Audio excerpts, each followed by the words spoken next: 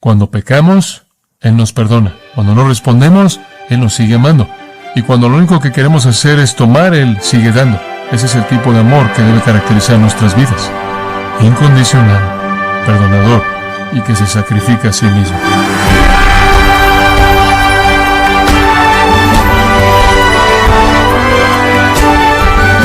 Le damos las gracias por acompañarnos en su programa Gracias a Vosotros con el pastor John MacArthur. El GPS del mapa de su teléfono puede llevarlo en la dirección incorrecta, pero suele ser un error fácil de corregir a pesar del tiempo perdido y las molestias que le ocasiona. Pero, ¿cómo puede corregir las consecuencias negativas de ir en la dirección incorrecta de su vida debido a un concepto erróneo del amor? Hoy, John MacArthur contesta esta pregunta conforme le muestra cuál es la manera bíblica de amar como Dios quiere que amemos. Parte de la serie titulada El retrato de una vida nueva, aquí en Gracia a Vosotros. En Efesios capítulo 5, versículos 1 al 7, tenemos uno de los pasajes más maravillosos y útiles en todo el libro de Efesios. Toca el corazón mismo de la vida cristiana, el tema del amor, y usted lo verá en el versículo 2, la pequeña frase, andad en amor. Nada podría ser una definición más hermosa o directa de cómo debemos vivir como cristianos, en términos de conducta, que eso. Quiero leer estos 7 versículos para que pueda ver el contexto total y después hablaremos de los primeros 2 en esta mañana. Sed pues imitadores de Dios como hijos amados, y andad en amor, como también Cristo nos amó y se entregó a sí mismo por nosotros, ofrenda y sacrificio a Dios en olor fragante. Pero fornicación y toda inmundicia o avaricia, ni aun se nombre entre vosotros como conviene a santos, ni palabras deshonestas, ni necedades, ni truhanerías que no convienen, sino antes bien acciones de gracias. Porque sabéis esto, que ningún fornicario, o inmundo, o avaro, que es idólatra, tiene herencia en el reino de Cristo y de Dios.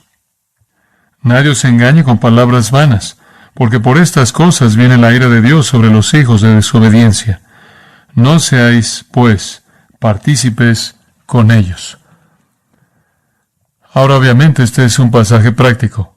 Simplemente, a manera de panorama breve, permítame decir esto. Creo que Dios realmente nos está enseñando la misma lección una y otra vez, y no es calculado por parte mía, simplemente seguimos encontrándonosla por todos lados. Y creo que en el mes pasado o algo así el Señor ha hecho que toda Grace se concentre en una gran verdad, y es que a menos de que nuestra vida en este momento manifieste virtud justa, hay una posibilidad real de que no seamos salvos en absoluto. Si usted ha estado con nosotros en las últimas semanas, usted sabe que hemos visto eso. Eso es precisamente lo que está en el corazón de este texto también. Si usted es un fornicario, una persona inmunda, una persona vana, usted no tiene herencia en el reino de Dios ni de Cristo. Creo que el Señor nos está diciendo algo y realmente estoy preocupado por esto, porque una iglesia de nuestro tamaño fácilmente puede esconder a personas que realmente no tienen una relación viviente con Dios, que son religiosos, que son superficiales, que quizás, entre comillas, hicieron una decisión, que caminaron por un pasillo, que repitieron una oración, pero que no tienen una evidencia viva, presente, para verificar la salvación genuina. Y me parece que sin importar a qué pasaje llegamos, parece ser el corazón del pasaje. Y en el versículo 6 de nuevo hay algunas personas que quieren engañar. Hay personas que quieren engañar al vender un tipo de amor falso. Y el amor falso del mundo involucra en fornicación y adulterio y avaricia, inmundicia y todo eso. Pero no debemos aceptar lo falso, la falsificación. Si somos cristianos verdaderos, nuestras vidas no se caracterizarán por lo falso, sino por el amor real. De hecho, usted sabe que lo que más me asusta todo el tiempo, incluso en mi propia vida, que en 1 Juan capítulo 4, Juan dijo esto: Dios es amor, y el que ama conoce a Dios. Y si usted no ama, no conoce a Dios, sin importar lo que usted diga. Si su vida no se caracteriza por el amor, usted no conoce a Dios. Si usted no ama a su hermano, el amor de Dios no mora en usted. Entonces el apóstol Pablo está diciendo lo mismo que hemos estado aprendiendo, y le está diciéndolo en este sentido: andad en amor. Y si no hay amor en su vida, o es lo falso que el mundo está ofreciendo, usted no está en el reino, sin importar lo que piense. Ahora permítame ir a este pasaje y vea junto conmigo el versículo 1. Sed, pues, imitadores de Dios, como hijos amados. Ahora quiero extraer esa frase, imitadores de Dios. La palabra griega es mimetes, de la cual obtenemos mimo. Sean mimos de Dios. Y un mimo no es alguien que imita los patrones generales, sino alguien que copia características específicas. Sed imitadores. Sean mimos de Dios. Y amados, permítanme decirles esto. Toda la vida cristiana podría resumirse en esa afirmación. Sean mimos de Dios. Ahí está. Reproduzcan en ustedes todo lo que es verdad de Dios. Todo comenzó así, ¿no es cierto?, en Mateo capítulo 5, versículo 48, cuando nuestro Señor dijo: sed pues vosotros perfectos, como vuestro Padre que está en los cielos es perfecto. Eso es esencialmente lo que Pedro estaba diciendo en 1 Pedro 1, 15 y 16. Y en ese pasaje maravilloso, Pedro dice esto: sino como aquel que os llamó es santo, sed también vosotros santos en toda vuestra manera de vivir, porque escrito está: sed santos, porque yo soy santo. Pedro dijo: sean como Dios. El apóstol Pablo dijo: sean seguidores de mí, así como yo de Dios. El apóstol Pablo dijo: vean la gloria del Señor y permitan que el Espíritu de Dios los cambie a su imagen. La meta definitiva de la vida cristiana en 1 de Juan está en el capítulo 3, que un día seremos como Él, porque le veremos tal como Él es. En otras palabras, la vida cristiana en su totalidad se resume en esto: sean imitadores de Dios, sean como Dios. Si usted está por todos lados tratando de entender qué es lo que Dios quiere de usted, es eso, lo cual significa que entre usted conoce más a Dios, más sabe lo que debe ser, y entonces la búsqueda primordial de cualquier creyente es conocer a quién: a Dios. No es sorprendente que Pablo dijo: a fin de conocerle. Si vamos a ser como Dios, debemos saber cómo es Dios. Si vamos a saber cómo es Dios, necesitamos estudiar la persona de Dios. Y entonces, conforme estudiamos la Biblia, vemos desarrollada la persona de Dios. Por cierto, la Biblia entera es la revelación de Dios. Es la revelación personal de Dios. Ahora, esto no es tan solo un principio del Nuevo Testamento. Sed santos porque yo soy santo. Viene del Pentateuco, Levítico 11:45. Así fue desde el comienzo mismo. Dios dice: ustedes son mi pueblo y yo soy su Dios. Y aquí comienza todo: sean santos como yo soy santo. Levítico 11:45. Todo comenzó ahí. Y así es a lo largo de la Biblia. Dice usted: bueno, es fácil para ti decirlo. Ser imitadores de Dios es difícil de hacer. Seguro que lo es. Y usted no lo puede hacer en su propia fuerza, y no nada más puede apretar sus dientes y esforzarse y ser como Dios. Y eso es como puede ver lo que Jesús estaba diciendo en el Sermón del Monte. ¿Sabe usted cómo comienza siendo como Dios? Comienza reconociendo que no puede ser como Dios. Comienza con un espíritu quebrantado y contrito. Comienza llorando por su pecado. Comienza en mansedumbre. Comienza con un sentido tan abrumador de pecaminosidad que tiene hambre y sed de justicia. Y entonces hay una paradoja fabulosa aquí. Por un lado, usted debe ser como Dios. Por otro lado, usted debe saber que no puede ser como Dios, ¿lo ve? Y ese es simplemente el punto. Cuando usted sabe que debe ser como Dios y usted sabe que no puede ser como Dios, entonces sabe que debe haber otro poder para hacer eso posible. Y esa es la belleza del capítulo 3 de Efesios, versículo 17 o versículo 16. En donde Él ora porque Dios nos conceda el ser fortalecido con poder por su Espíritu en el hombre interior. En otras palabras, yo soy un pecador, vil, malo, no puedo ser como Dios. Dios dice que debo ser como Él. Si no puedo, pero debo ser, entonces alguien tiene que entrar en mi interior y hacer lo que no puedo hacer, ¿lo ve? ¿Y quién es el que hace eso? El Espíritu Santo que nos fortalece con poder en el hombre interior. ¿Y sabe usted cuál es el resultado de eso? El resultado está al final del versículo 19 y dice esto: para que, Gina, cláusula de propósito, para que con el resultado de que, o para el efecto de que sean llenos de toda la plenitud de Dios. Escuche, Pablo está diciendo aquí que puede ser como Dios, puede ser lleno de la plenitud de Dios, puede ser en términos de Dios como Él, en lo que a sus cualidades concierne, pero no lo puede ser por sí mismo. Debe ser fortalecido con poder por su Espíritu en el hombre interior. Es la obra del Espíritu. Entonces, ahí está la resolución de la paradoja. Oh Dios, estoy quebrantado por mi pecado, lloro por mi pecado siempre está delante de mí, Dijo David, y en mansedumbre tengo hambre y sed por aquello que debo tener, pero no puedo tener. Y es en medio de ese quebrantamiento que usted depende de la obra de Cristo y el ministerio del Espíritu para hacer lo que usted no puede hacer, pero debe hacer. Ese es el corazón de todo, ¿lo ve? Entonces él dice, usted debe ser un miembro de Dios, pero reconoce que esa es la obra de Dios, no la suya. Y ahí yace su dependencia del Espíritu de Dios. Y por cierto, amados, si ustedes realmente son cristianos, el Espíritu está operando en usted, moviéndose para hacer de esto una realidad, moviéndose para hacerlo como Cristo, moviéndose para conformarlo a Dios. Ahora incluso podría llevar ese pequeño pensamiento en el 5.1 y podría en cierta manera esparcirlo en ambas direcciones. En el capítulo 4, versículo 1, esta sección entera de Efesios, toda la segunda sección, que es la sección práctica, la primera es la doctrinal, ahí comenzó todo lo práctico. Yo pues, preso en el Señor, os ruego que andéis como es digno de la vocación con que fuisteis llamados. El concepto de andar es todo en los últimos 3 capítulos. Usted debe andar, esa es la vida diaria, ese es su estilo de vida. Esta es su doctrina en los capítulos 1 al 3, esto es doctrina, ahora aquí está la práctica. Esto es lo que eres, así debes vivir. Esto es lo que Dios ha hecho, esto es lo que debes hacer. Anda de manera digna. ¿Y qué es lo que involucra ese andar digno? Bueno, involucra muchas cosas. Involucra un andar en humildad, versículos 1 al 3, capítulo 4. Involucra un andar en unidad, versículos 4 al 16, capítulo 4. Involucra un andar diferente, capítulo 4, versículos 17 al 32, diferente, no como el mundo. Ve el versículo 17. Ya no andéis como los otros gentiles andan. Entonces es un andar humilde, es un andar en unidad, es un andar diferente. Y ahora en el capítulo 5 es un andar en amor. Y después en el versículo 8 es un andar en luz. Y después en el versículo 15 es un andar en sabiduría. Y después en el versículo 18 es un andar en el Espíritu. Y después en el capítulo 6, versículo 10, es un andar en la batalla, ¿lo ve? En otras palabras, él simplemente está delineando diferentes elementos del andar. Pero en el corazón de todo esto, simplemente me encanta esto. Ahí en el corazón de todo está esta frase hermosa: ser imitadores de Dios. Eso simplemente lo condensa. Si Dios se humilló a sí mismo en Cristo, sean humildes. Si Dios en su Trinidad es uno, entonces sean uno.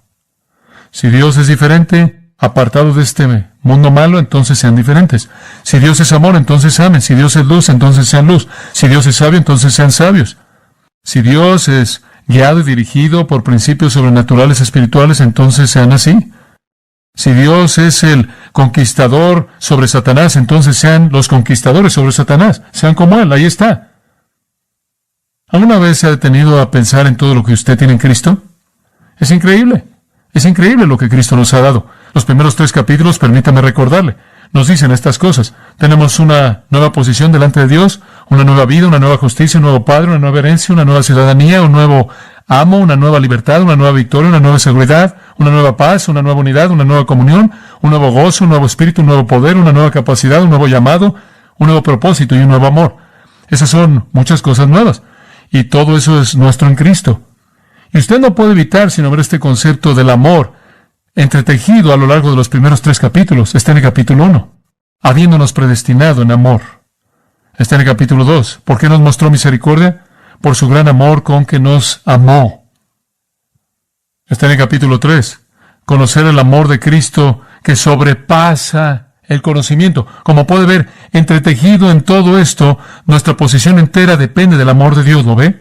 Y si esto es verdad, él dice en el capítulo 5, más vale que anden en amor. Esto debe ser característico. De hecho, otros lugares en la Biblia nos dicen que el amor es la clave de todo, ¿verdad? Y ahora permanecen la fe, la esperanza y el amor. Y el mayor de estos es que el amor es el más grande, entonces debemos andar en amor. Ahora quiero mostrarle 4 puntos de estos 7 versículos y después una advertencia de conclusión y tendremos el resto para esa parte de cualquier manera la próxima semana. 4 puntos: el ruego, el patrón, la perversión y el castigo. Vemos aquí un ruego, un patrón, una perversión y un castigo y después una advertencia final. Entonces decimos que los primeros 2 puntos son positivos y después los últimos 2 puntos son negativos.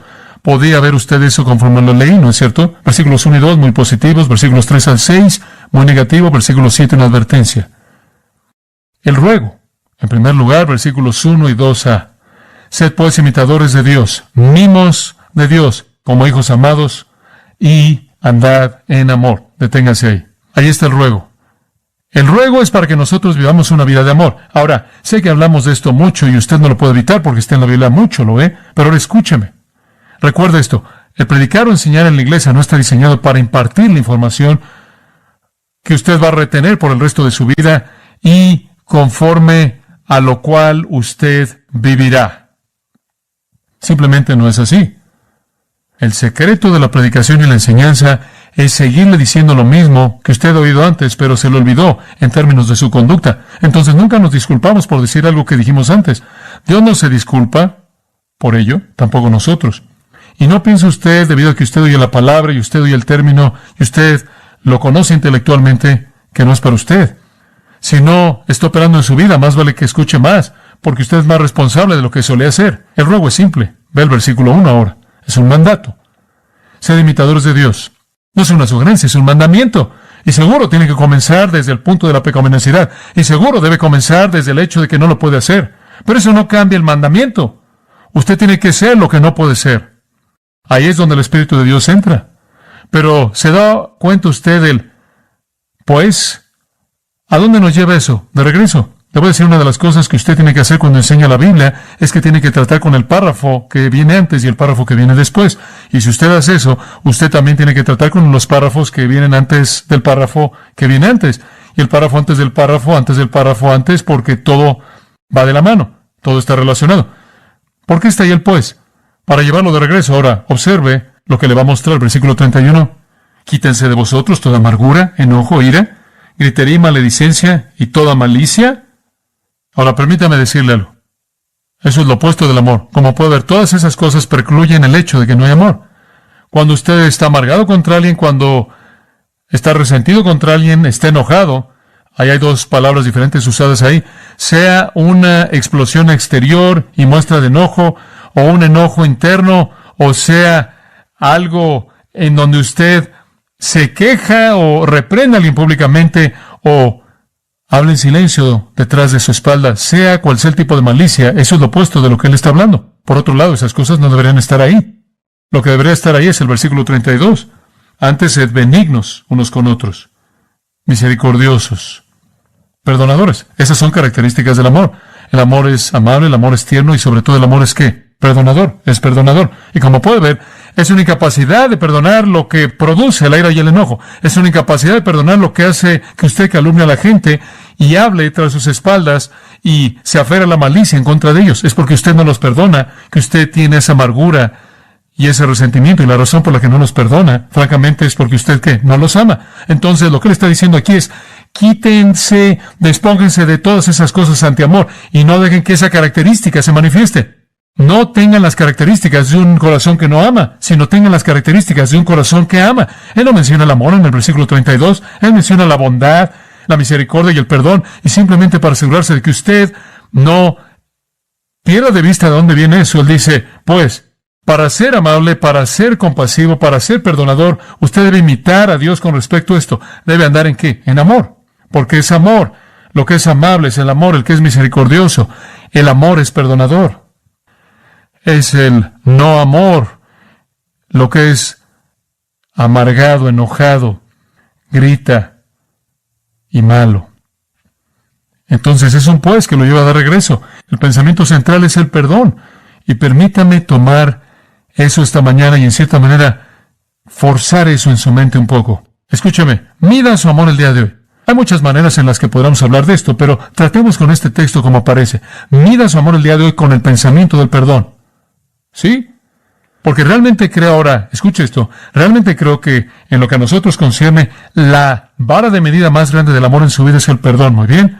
Digo, así es como Dios incluso presenta su amor. Como puede ver, podremos decir, oh, de tal manera amó Dios al mundo que Él hizo flores hermosas. Dios amó tanto al mundo que hizo hermosas mujeres, hombres guapos. Dios de tal manera amó al mundo que hizo alimento delicioso. Dios amó tanto al mundo que dijo palabras amables. Dios de tal manera amó al mundo que hizo árboles y montañas. Bueno, eso es agradable. Pero algo falta. De tal manera amó al mundo que Él tomó a un grupo de pecadores sucios, putrefactos, viles que lo odiaban y murió en la cruz para llevar sus pecados para que pudiera llevarlos a su cielo eterno y tener comunión con ellos para siempre. ¡Wow!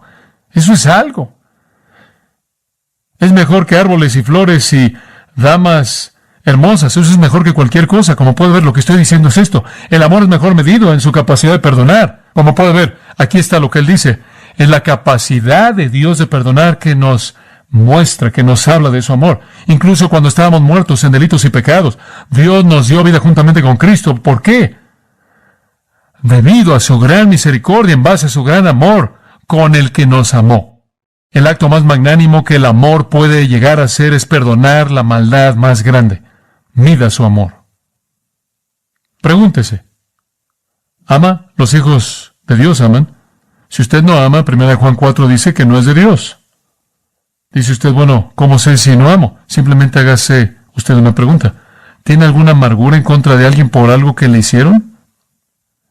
¿Usted se enoja con la gente y se queda hirviendo en el interior? ¿Usted habla mal tras sus espaldas? ¿Usted los ataca verbalmente, gritándoles? Como puede ver, esas son las características de la falta de amor. Esa es la vida antigua. Y tiene que despojarse de la vida antigua, ¿verdad? Eso se acabó. Como puede ver, se acabó. Ve al final del versículo 32. Debemos perdonar. Y aquí está la clave de este pasaje entero. Y es usado dos veces, una vez en el versículo 32 y una vez en el capítulo 5, versículo 2. Debemos perdonar como Dios también nos perdonó a vosotros en Cristo. Esto simplemente saltó de la página y me cautivó esta mañana cuando estaba predicando en el primer servicio. Había pensado en esto, pero realmente no lo había visto de manera tan clara. No sé si lo puedo decir como lo dije en ese momento, pero ¿sabe usted lo que vi? Y creo que lo vi por primera vez con esta claridad. Parte de la aventura de predicar es que usted aprende conforme avanza. ¿Se da cuenta? Pero ¿sabe una cosa? Realmente nunca pensé en esto de esta manera. ¿Sabe una cosa? No importa lo que alguien me haga. Esto es interesante. No importa lo que alguien me haga en la familia de creyentes, en la comunidad de creyentes. No importa cómo me lastimen, o me dañen, o me calumnien, o me aplasten, o me golpeen, o me hieran, o me ofendan, o lo que sea. Cristo ya pagó el castigo por ese pecado. ¿Entendió eso? Dice usted, hombre, lo que me hicieron, no los voy a hacer sufrir. ¿Quiere saber algo? Más vale que piense dos veces. Cristo ya sufrió por lo que le hicieron a usted. ¿Qué más quiere usted? Bueno, ese es un pensamiento revolucionario. ¿Qué le está pidiendo a Dios? Jesús llevó en su propio cuerpo nuestros pecados. Si alguien peca contra mí, y alguien me viola, y alguien me ofende, y mi reacción en la carne humana sería estar enojado y amargado y lleno de ira y de malicia y calumniar, me detengo y pienso, bueno, pero espera un minuto, no quiero nada de ellos. Después de todo, Jesús ya llevó ese pecado en su propio cuerpo en el madero. Jesús ya derramó su sangre por ese pecado. ¿Qué voy a pedir? ¿Qué quiero? ¿Qué más podría haber? Entonces, la próxima vez que piense en tener una actitud vengativa, la próxima vez que quiera responderle a alguien, la próxima vez que quiera decir una palabra no amable o quiera estar amargado contra alguien, la próxima vez que quiera calumniar a alguien o hablar tras sus espaldas o buscar venganza en contra de alguien, recuerde que el pecado mismo que usaron en contra de usted, aquello que le hicieron, Jesús ya llevó eso en su propio cuerpo en la cruz. Y ese pecado ya ha sido pagado y usted no tiene que añadir nada más al sufrimiento y la consecuencia que ese pecado debería traer. Todo ha sido cubierto por Cristo en la cruz. Ya está cubierto y entonces debemos perdonar. Versículo 32 dice, así como Dios en Cristo nos ha perdonado. ¿Sabe usted lo que Dios dice? ¿Sabe una cosa? Usted y yo ofendemos a Dios mucho. Yo ofendo a Dios mucho y también usted. Y Dios nos dice, MacArthur, he recibido ya demasiado de ti. Esta es la última vez. Aquí está. No, ¿usted sabe lo que Dios dice? MacArthur, ¿qué puedo hacerte? Mi hijo, ella llevó los golpes, no hay nada más que hacer. Se acabó. Dios, por causa de Cristo, lo perdona a usted. Usted, por causa de Cristo, perdone a otros. Y la medida de su amor es la extensión de su capacidad de perdonar. Es una verdad fantástica. Y usted, bueno, no puede nada más seguir perdonando para siempre. El hombre lo hace diario. Sí, bueno, usted puede seguir perdonando para siempre. 1 Juan 2:12, hijitos míos, Él les ha perdonado todas sus transgresiones por causa de su nombre. Colosenses 2, Él les ha perdonado todos sus pecados. Es fantástico. Efesios 1, en quien tenemos redención, el perdón de pecados. Si somos los que estamos confesando nuestros pecados, entonces somos los que estamos siendo perdonados y constantemente siendo limpiados. 1 Juan 1:9. simplemente constantemente limpiados. Y Dios me ve y Él dice, sigues pecando, pero no puedo hacerte nada porque Jesús ya llevó el castigo. Y después Él nos dice, ahora, así es como quiero que anden. Quiero que anden con el mismo tipo de amor, que nunca se aferra a la amargura, nunca tiene algo en contra de nadie, porque sabe usted que eso ya ha sido tratado por Jesucristo. ¿Qué más querría usted? Y si el Dios bendito, el Dios santo, Dios justo puede perdonar a esa persona y tomar ese pecado y colocarlo en su querido Hijo, ¿quién es usted para demandar sangre de alguien? Eso es lo que sucede de este lado de la cruz. Ahora, permítame desarrollar otro pensamiento. El hecho es esto, y podemos dividir este concepto en dos partes. La profundidad de su amor es indicado por cuánto perdona usted. Vea su vida, ¿cuánto perdona usted? Proverbios 10:12 dice esto, el amor cubre todo pecado. El amor cubre todos los pecados. En otras palabras, el amor total es perdón total.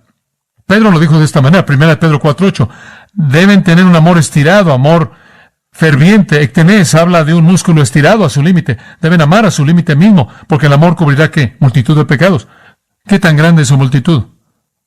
Bueno, ¿qué tan ancho es su amor? Así de grande es la multitud. Dios sabe que si usted ama, usted va a perdonar. Dios sabe que si usted ama, va a tener que perdonar. Dios sabe que el amor tiene que tratar con el pecado, pero Dios lo hace al cubrirlo. Simplemente significa arrojarle una colcha, quitarlo de la vista. Entonces, en primer lugar, la profundidad de su amor es indicado por cuánto perdona usted. Ahora, piénselo. ¿Usted está enojado, amargado contra alguien en su casa? No es su problema, ese es su problema. Su falta de capacidad de perdonar muestra su amor. Y le digo esto, si esto es característico de su vida, usted no es cristiano, porque si usted no tiene amor, usted no es hijo de Dios. Piénselo. Segunda cosa que quiero decir de esto, primero, la profundidad de su amor es indicado por cuánto perdona usted. Y en segundo lugar, la profundidad de su amor es indicado por cuánto sabe usted que ha sido perdonado. ¿Escuchó eso? En primer lugar, usted puede identificar el amor de una persona por cuánto van a perdonarle a alguien más. Y también puede identificarlo por cuánto saben que han sido perdonados. Le voy a decir una cosa. Una iglesia es un lugar interesante. Leí esa carta esta mañana acerca de una mujer que quiere venir aquí de la cárcel. Ella ha sido una criminal, fue enviada a la cárcel. Tenemos otras personas así en esta iglesia. Tenemos a personas que estuvieron en la cárcel, personas que estuvieron ahí más de 10 años. Tenemos a personas que han hecho todo aquí. Tenemos a un grupo excepcional. Tenemos a exfornicarios, idólatras, adúlteros, ladrones, mentirosos, afeminados, homosexuales. Tenemos un montón de ese tipo de personas. Tenemos simplemente a personas del diario que antes pensaban que eran buenas en sí mismas, orientadas a las obras. Tenemos a muchas personas así. Pero ¿sabe una cosa? Nunca deja de sorprenderme que es inevitablemente la gente que tiene el mayor sentido de perdón en sus vidas, las que le conceden a otras el mayor perdón. ¿Alguna vez se ha dado cuenta de eso? Siempre son las personas soberbias que piensan que son buenas en sí mismas, religiosas, que no pueden perdonar a alguien por algo en el pasado, que no pueden dejar eso. ¿Sabe una cosa? Usted tiene una persona en la iglesia, por ejemplo, que antes era un borracho, alcohólico, prostituta, criminal, y vienen a Jesucristo, y después, poco después, alguien más viene con un problema terrible, profundo, pecaminoso. Ese tipo de persona va a decir, bueno, ¿por qué? Sabes que yo los voy a perdonar. Después de todo, ve lo que el Señor hizo conmigo. El Señor me hizo eso. Por otro lado, usted tiene a alguien, bueno, he ido a la iglesia toda mi vida, he estado el religioso, tal. Lo ve a alguien que viene y alguien que dice, bueno, ¿por qué yo menosprecio a esa persona? La escoria en la iglesia. Sí, pero sabe que la realidad es que el pecado de ese hombre probablemente es peor que la prostitución, porque la superpiedad religiosa era lo peor de todo. Pero como puede ver, son las personas que saben que han sido más perdonadas que pueden perdonar. Ahora, permítame mostrarle una ilustración de esto. Vea Lucas 7 y usted ve estas dos personas en contraste aquí en Lucas 7 y vemos un retrato hermoso de nuestro Señor. Versículo 37, el versículo 36 lo presenta. Uno de los fariseos, llamado Simón, no Pedro, sino otro Simón, deseaba que Jesús comiera con él. Y él fue a la casa de este fariseo y se sentó a comer. Ahora observe lo que pasa. Y aquí hay una mujer en la ciudad que era una pecadora. Ahora aquí hay una mujer que es mala, vil, sin duda una prostituta, simplemente una mujer miserable, putrefacta. Cuando ella supo que Jesús estaba comiendo en la casa del fariseo, ella compró una caja de alabastro de ungüento. Ahora, no tenemos tiempo de entrar a todo lo que eso significa, pero eso habría costado mucho y bien pudo haber sido comprado por ella con dinero que ella había ganado de su trabajo, que habría sido prostitución. Entonces es una especie de situación extraña. Entonces ella entra a la casa en donde el fariseo está sirviendo a Jesús y ella se sentó a los pies de él, detrás de él, esto es de Jesús, llorando. Un espíritu quebrantado y contrito, llorando por el pecado. Y ella comenzó a lavar los pies de él con lágrimas. Y ella los lavó con sus cabellos y besó sus pies y los ungió con el ungüento. Ahora, esa es una escena absolutamente conmovedora, fuerte. Incluso si ella le hubiera hecho eso al fariseo, él se habría volteado y le hubiera golpeado en la boca. Él habría hecho que sus siervos la levantaran y la arrojaran a la calle. ¿Cómo te atreves a tocar a una persona limpia, tu mujer vil, inmunda? Y el versículo 39 indica eso. Cuando el fariseo que lo había invitado lo vio, él habló dentro de sí, diciendo, este hombre, si fuera profeta, sabría qué tipo de mujer es esta que lo toca, porque ella es una pecadora. Oh, la justicia personal es increíble. Él no tenía perdón alguno en su corazón, ¿y sabe por qué? Él no pensaba que necesitaba ser perdonado de nada. Y usted va a perdonar en la medida en la que usted comprenda su propio perdón, ¿lo ve? Usted va a amar conforme comprende ese amor de Dios hacia usted.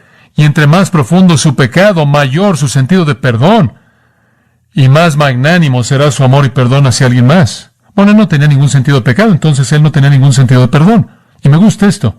Él estaba diciendo esto en sí mismo, no en voz alta, y después Jesús le respondió, ¿no es eso maravilloso, hombre?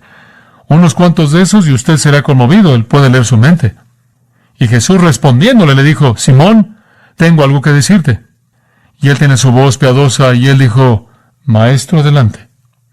Hubo cierto deudor. Jesús era un maestro de las ilustraciones. Hubo cierto deudor y tuvo dos deudores. El que le debía 500 denarios, un denario es como el trabajo de un día y el otro 50. Y cuando no tenía nada que pagar, él perdonó a ambos. Un hombre amable, ¿verdad? Dime, por tanto, ¿quién lo va a amar más? Simón respondió y dijo, supongo que aquel a quien le perdonó más. Y él le dijo, has juzgado justamente. Y él entendió el punto, ¿lo ve? Y él se volvió a la mujer y le dijo, Simón, ¿ves a esta mujer? Entré a tu casa, no me diste agua para mis pies, pero ella ha lavado mis pies con lágrimas y los limpió con los cabellos de su cabeza. No me besaste, pero esta mujer desde que entré no ha dejado de besar mis pies. Mi cabeza con aceite no ungiste, pero esta mujer ha ungido mis pies con ungüento. Por tanto, te digo, sus pecados, que son muchos, son perdonados, porque ella amó mucho. Pero a quien poco le es perdonado, ama poco. ¡Oh, qué condenación tan terrible! La razón por la que ella me ama tanto, la razón por la que ella me está haciendo esto, la razón por la que ella está respondiendo así a mí, como puedes ver, es porque ella ama mucho. Y la razón por la que ella ama mucho es porque ella tiene un sentido profundo de pecado y busca un perdón profundo. Y Jesús se volvió a ella y le dijo, versículo 48, tus pecados te son perdonados. Él le perdonó mucho y ella amaba mucho. Como puede ver, la capacidad de amar depende en cuán profundamente usted perciba el amor de Dios. La capacidad de perdonar a alguien más depende de cuánto sabe que se le ha perdonado a usted. Aquí estaba un fariseo que pensaba que era bueno en sí mismo, arrogante, que pensaba que era tan justo y tan bueno y tan maravilloso que ni siquiera necesitaba perdón. Él ni siquiera le habló a Jesús como esa mujer le habló. Él no estaba interesado en lavar los pies de Jesús, él no estaba interesado en servir a Jesús como ella lo hizo. Lo único que quería era una discusión teológica para saber si este hombre era quien decía ser, y desde el principio él no creía de cualquier manera, porque él dijo, si fuera profeta, él no se metería con esta mujer. Su propia justicia personal lo condenó. Él nunca necesitó a Jesús. Él no tenía capacidad de perdonar a una ramera porque él no tenía sentido de perdón en su propia vida, porque él no tenía necesidad. Él no tenía sentido de pecado. Y el punto es este. Ese hombre debería haber reconocido que si esos dos pecadores fueran colocados uno al lado del otro, él era el mayor, porque es el pecado definitivo decir no necesito a Dios. Ese es el pecado definitivo. Y entonces les digo que dependiendo de la profundidad de su sentido de perdón, será su capacidad de perdonar a alguien más. Si usted ama poco, es porque usted percibe el amor de Dios poco. Usted ama mucho porque usted percibe el amor mucho en su perdón. Una historia hermosa. Aquí hay una pecadora quebrantada, quien sabía que necesitaba desesperadamente el perdón. Y ella necesitaba mucho perdón, y en base a ese mucho perdón había mucho amor. Algunas veces pienso que esas son el tipo de personas que deberían poblar la iglesia más que los otros. No necesitamos a personas que piensan que no necesitan nada. No necesitamos a personas que piensan que están bien. Me acuerdo de la historia que contó Roberto Falcon. Él estaba sentado en un grupo de personas pobres, privadas, incluyendo a personas de la calle, prostitutas y personas malas. Y él les estaba contando esta historia y estaba tratando de mostrarles que Jesús los quería perdonar. Y él les estaba leyendo y su biógrafo dice, alguien lloraba en voz alta y era una mujer joven, con su cara desfigurada por una enfermedad, excepto por las lágrimas que tenía, era pobre, no tenía expresiones. Falcon él le dijo algo amable a ella y después ella dijo, ¿volverá a venir él llorando? ¿Quién? Dijo Falconer. ¿O él? Jesucristo, el que perdonó a la mujer. He oído, creo que él va a volver a venir. ¿Por qué preguntas? Dijo Falconer. ¿Por qué?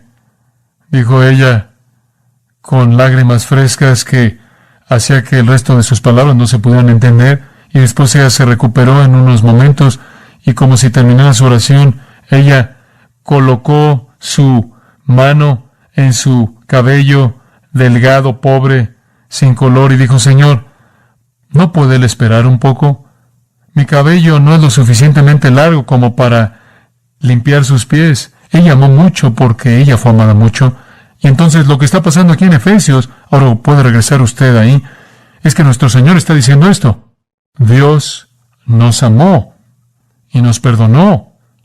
Y así debemos ser el uno con el otro. Sin amargura, sin enojo, sin ira, sin nada. Y en gran medida, amados, su capacidad de perdonar depende de manera absoluta de su capacidad de amar. Y usted va a amar y perdonar poco si usted se ve a sí mismo siendo perdonado poco. Si usted se ve como un pecador vil, quebrantado, pobre y privado y desesperado a quien se le ha perdonado mucho, entonces perdonará mucho. Así es.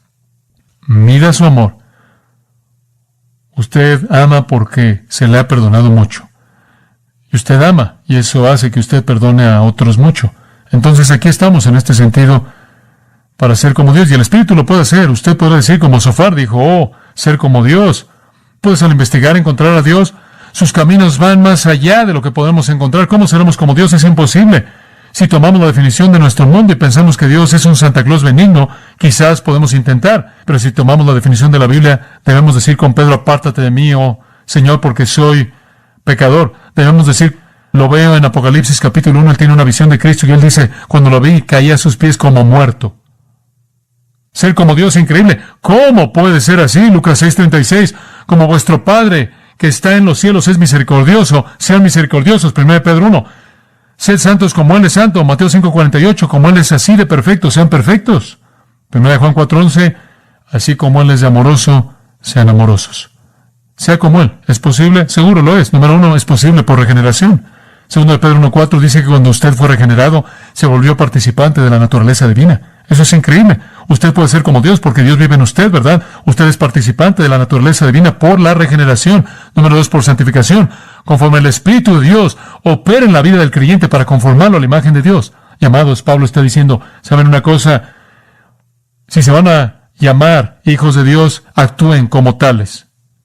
Estaba sentado en un restaurante el viernes, creo, y estábamos hablando con alguien y él dijo, ¿sabe una cosa? Él dice ser cristiano, pero nunca ves a Dios en su vida. Él dice ser cristiano, pero nunca ves a Dios en su vida. Él está diciendo eso de un individuo. Él siempre decía que era cristiano, pero cuando lo veías nunca se mostraba. Alejandro Magno iba por su ejército y había un soldado ahí con el mismo nombre, Alejandro, y ese soldado fue traído ante Alejandro por actos de cobardía en medio de la batalla, y Alejandro lo vio en el ojo y le dijo, soldado, deja su cobardía o deja tu nombre. Es apropiado. Si usted nombra el nombre de Jesús y nombra el nombre de Dios, entonces ande como Él anduvo. ¿No es eso lo que 1 Juan 2:6 dice? El que dice que permanece en él debe andar como él anduvo. 1 Corintios 16:14 lo resume. Todas vuestras cosas sean hechas en amor. El amor debe afectar toda nuestra vida. Este siempre ha sido el estándar de Dios. Dice usted, ¿este es algo del Nuevo Testamento? No. Siempre ha sido el estándar de Dios. El corazón de todo es el amor. Desde la primera vez que Dios estableció un estándar, fue amor. Dice usted, bueno, espera un minuto. ¿Los 10 mandamientos hombres fue una ley aplastante, legalismo? No, fue amor. ¿Sabía usted que los 10 mandamientos no son nada más que 10 aspectos del amor verbalizado? Eso es lo único que son. 10 aspectos del amor verbalizado. Vea junto conmigo Éxodo 20 y le voy a mostrar de manera muy breve, quizás algo en lo que nunca he pensado. 10 aspectos del amor verbalizado. Es algo fabuloso. En primer lugar, hacia Dios y en segundo lugar hacia otros. El amor hacia Dios en los primeros 4 mandamientos, amor hacia otros en los últimos 6. ¿Está listo? Aquí vienen. Primero, el amor es leal. El amor es leal, es lo que le está diciendo, versículo 3. No tendrás dioses ajenos delante de mí. Así es el amor. El amor es leal. No es inestable, sino leal. Dios simplemente está diciendo, ¿me van a amar lo suficiente como para no dejarme por algún otro Dios? Su esposa le dice, ¿me vas a amar lo suficiente como para no dejarme por otra mujer? ¿Lo ve? Su amigo le dice, ¿me vas a amar lo suficiente como para no irte y encontrar a alguien más? Eso es amor, el amor es leal. Es lo único que está diciendo. Esto no es nada diferente, el amor es leal. No hace otros dioses, no es inestable, no da la espalda. En segundo lugar, el amor es fiel, la fidelidad es lealtad extendida, el amor es fiel. No hagan ninguna imagen de talla, ni nada en el cielo arriba o en la tierra abajo, en las aguas debajo de la tierra. No se postren ante ellas, solo sirven, porque yo, Jehová tu Dios, soy un Dios celoso, visitando la iniquidad de los padres sobre los hijos hasta la 3ª y 4ª generación de los que me aborrecen, y mostrando misericordia a millares de los que me aman. En otras palabras, el amor es leal y el amor es fiel. Y Dios está diciendo, si me amas, no vas a ser inestable, y si me amas, eso es lo negativo, no me vas a dejar, sino que te vas a pegar a mí y vas a ser fiel. Y después, en tercer lugar, el amor es reverente. Versículo 7, no tomarás el nombre de Jehová tu Dios en vano, porque Jehová no tendrá sin culpa al que tome su nombre en vano. He oído a personas decir, no puedes hablar de mi esposa así, y boom, usted sabe, no puedes calumniar a mi amigo. ¿Se siente así usted acerca de Dios? El amor es reverente. Si usted ama a Dios, no va a usar su nombre en vano, no va a arrastrar su reputación ahí en el caño. El amor es reverente. En cuarto lugar, me encanta esto, el amor es íntimo. El amor es íntimo. Hermoso. Acuérdate del día de reposo para santificarlo. 6 días trabajarás y harás toda tu obra, pero el día 7º es el día de reposo de Jehová tu Dios.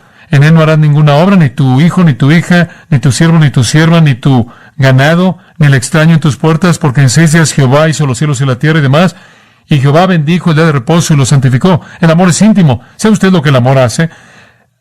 Se aparta la intimidad. Dios está diciendo, ¿sabes una cosa? Si me amas, no solo vas a vivir tu vida, te vas a apartar a mí, vas a querer estar conmigo, vas a querer tener comunión conmigo, vas a querer dejar el ganado y las actividades y la tierra y lo ocupado y vas a querer estar conmigo.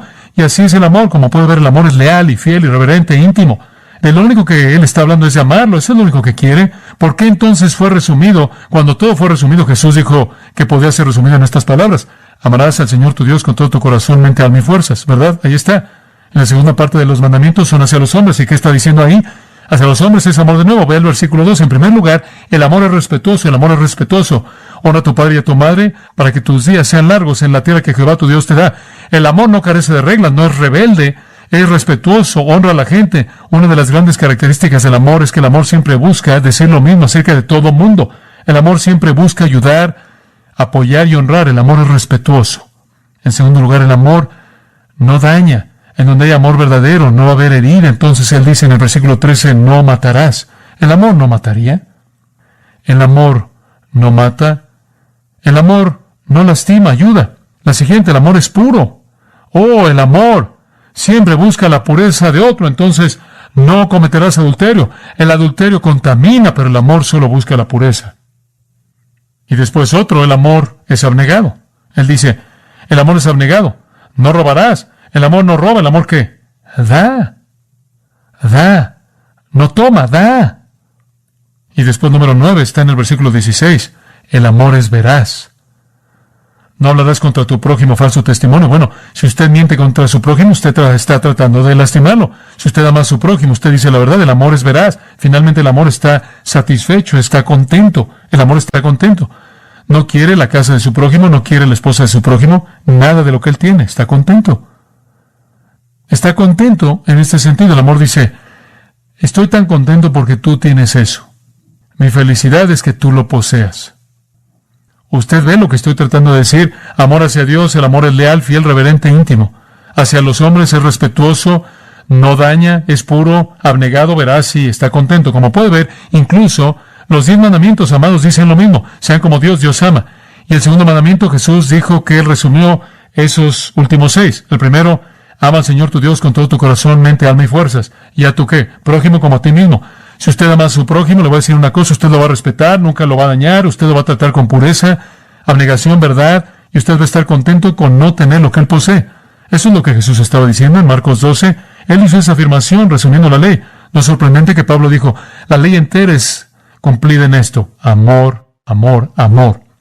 Sean como Dios, ame como Dios ama, y Dios perdona a la gente que lo ofenden. Entonces vemos el ruego. Andad en amor. Ahora quiero que vea el patrón rápidamente y vamos a cerrar el patrón. Como Cristo también nos amó y se entregó a sí mismo por nosotros, ofrenda y sacrificio a Dios en olor fragante. Ahora escuche, aquí está el patrón. Dice usted, ama como Dios amó. ¿Cómo ama Dios? Bueno, Dios ama de esta manera. Él perdona el pecado y no importa cuán malo sea el pecado, cuán continuo sea el pecado, Él lo perdona. Bueno, ¿quién es el ejemplo del patrón? No es ningún otro que Cristo. Ahora quiero que vea algo aquí. Es muy importante, escuche. Como también Cristo nos amó. Ahora, escuche esto. Yo creo, y lo he dicho en muchas maneras diferentes en años pasados, pero lo voy a decir de otra manera en esta mañana. Quiero que entienda el mensaje. Creo que el amor bíblico no es una emoción. Por favor, no es una emoción. Nunca es definido como una emoción. Es un acto de dar de manera abnegada. Le quiero decir, si tuviéramos un poco de ese tipo de amor en nuestros matrimonios, haría una diferencia. La gente dice, bueno, ya no la amo. Entonces usted es un pecador. Es correcto. Por lo menos una vez en su vida. No puede comprometerse con amar a alguien, no por lo que puede conseguir o sacar, simplemente una persona. Dios dice, encuentre una persona y aférrese a esa persona y entréguese a esa persona. Si usted no sacara nada de eso, y usted conocerá lo que es conocer el amor de Jesucristo, quien no nos amó por lo que Él podía sacar de nosotros, sino nos amó a pesar de que lo lastimamos. Como puede ver, es un amor que no existe en base a algo recíproco. Ese es el punto. Es ese amor abnegado, humilde, obediente, que se entrega a sí mismo, que dice, amo no por lo que puedo sacar de esto, amo porque es mi naturaleza amar. Si usted no ama a alguien, si usted ha disuelto una amistad, un matrimonio o algo más, y usted no ama a alguien, ese no es problema de ellos, es problema de usted. Ese es un pecado. El amor bíblico no es condicional, es incondicional. Nuestro Señor está lavando los pies de los discípulos en Juan 13, mientras que están siendo tampoco amorosos hacia Él, tan indiferentes hacia Él. Él va a la cruz. Les puede importar menos. Están discutiendo acerca de quién se va a sentar a su diestra y a su mano izquierda en el reino. Quieren saber quién va a ser glorificado en el reino. ¿Quiénes de ellos van a ser los más importantes? Y Él va a la cruz. Son indiferentes. Y Él se inclina y los bendice y lava sus pies. Y Él los amó en medio de sus momentos más feos. Porque no era recíproco. Él murió en la cruz. Y Él dijo de esas personas que estaban ahí, escupiéndole a la cara, Padre, que perdónalos. Eso es lo que Dios está buscando. Ese tipo de amor que no es recíproco, incondicional. No, ¿qué puedo sacar de esto? De hecho, dice en el versículo 2, escuche, observe esto, que cuando Cristo hizo eso y se entregó a sí mismo como ofrenda y sacrificio, ascendió a Dios como olor fragante. El acto entero de Cristo le olió bien a Dios porque fue su tipo de amor, fue independiente y fue incondicional. A Dios le encantó eso, fue dulce en su nariz. Dice usted, ¿qué significa eso? ¿Qué significa eso? Bueno, Filipenses 4:18 dice, olor fragante, sacrificio acepto, agradable a Dios. Es simplemente un símbolo de que Dios quedó agradado. ¿Se acuerda usted en Levítico capítulos 1, 2, 3, 4 y 5? Usted tiene 5 ofrendas. Las primeras 3 ofrendas, el holocausto, la ofrenda de alimento y la ofrenda de paz están en los capítulos 1 al 3. Estas eran demandadas de Israel. Ahora usted recuerda que la ofrenda quemada habla de la devoción total de Cristo a Dios, cómo literalmente entregó su vida. La ofrenda de alimento habla de su perfección. Y la ofrenda de paz habla de que Él hizo paz entre Dios y el hombre. Y esas tres ofrendas son olores agradables, porque Dios se agrada con la devoción de Cristo. Dios se agrada con la perfección de su persona. Dios se agrada de que Él hizo la paz entre Dios y el hombre. Pero en Levítico 4 y 5 hay otras dos ofrendas. La ofrenda por el pecado y la ofrenda por la transgresión. Escuche, no son ofrendas de olor agradable. Son una peste en la nariz de Dios, porque aunque representan a Cristo, ambas representan a Cristo llevando el pecado. Y fue en ese punto que Él le dio la espalda a Cristo y Cristo clamó, Dios mío, ¿por qué me has desamparado? Porque no hay un olor agradable para la nariz de Dios el ver el pecado. Mientras que Cristo estaba llevando el pecado, no hubo un olor agradable en ese aspecto, pero cuando Dios vio la perfección de su persona y el elemento pacificador de su obra, y vio la devoción absoluta de su amor, llegó a su nariz en la fragancia de incienso dulce. Como puede ver, es ese tipo de situación lo que agrada a Dios. ¿Quiere agradar a Dios? ¿Quiere que su vida llegue a la nariz de Dios como un olor agradable? Entonces que sea una vida de amor, que sea una vida que es caracterizada por amor incondicional, que perdona y perdona y perdona. ¿Lo ve? Y sabe una cosa, no vamos a tener resentimiento, ni amargura, ni ninguno de esos momentos enojados y momentos de malicia. Eso se acabó, ¿lo ve? Esto deberá caracterizar su vida. Este es el estándar de Dios. Simplemente en la semana pasada me he enterado de 4 personas en esta iglesia que se han involucrado en fornicación. Y me imagino que en un sentido me siento como el apóstol Pablo, quien dijo, se oye que hay fornicación entre vosotros. A los corintios les dijo eso. Estas cosas no deberían ser así. Vivimos en una época en la que la fornicación, el pecado sexual está por todos lados. Usted no se sentirá mal por llamar a esta sociedad los 70s sexuales. Estamos inundados, preocupados, y nuestros sentidos están adormecidos ante la potencia del ataque que viene contra nosotros. Y es algo trágico porque afecta a la iglesia. La semana pasada oí, además de esto, afuera de las paredes de esta iglesia, de un pastor, otro en la fila larga de ellos, que estuvo involucrado en pecados de fornicación. No hace mucho tiempo atrás, la fornicación era el pecado de un pastor, no en lo que pensaríamos de una manera normal, sino homosexualidad. ¿Por qué está pasando esto? ¿Qué causa esto? Bueno, el apóstol Pablo trata con esto aquí. Creo que necesitamos ver con mucho cuidado lo que él dice. Ahora, la semana pasada aprendimos que un aspecto del andar digno es andar en amor. Versículo 2, ¿lo ve ahí? Andad en amor. Y vimos que el elemento clave para andar en amor es ser un seguidor de Dios, un mimo de Dios, un imitador de Dios. Si, como primera de Juan dice, Dios es amor, y debe usted andar en amor, entonces debe ser como Dios, y entonces debemos imitar a Dios, debemos ser mimos de Dios. Él es el patrón, y el patrón es expresado mejor por Dios en su encarnación de Jesucristo. Y entonces, si vamos a andar en amor, debemos andar como Cristo anduvo, y eso es exactamente lo que primera de Juan 2:8 dice. Si decimos que permanecemos en Él, también debemos andar como Él anduvo. Entonces debemos andar en amor, lo cual imita a Dios. Dios es manifestado en Cristo, entonces debemos ser como Cristo, debemos amar como Él amó. Ahora, recuerde la última sección del libro de Efesios, del 4 al 6. Es una explicación del andar digno. Capítulo 4, versículo 1 nos dice que debemos andar de manera digna, y parte de andar de manera digna de nuestro alto llamado, andar de manera coherente con nuestro alto llamado, es andar en amor.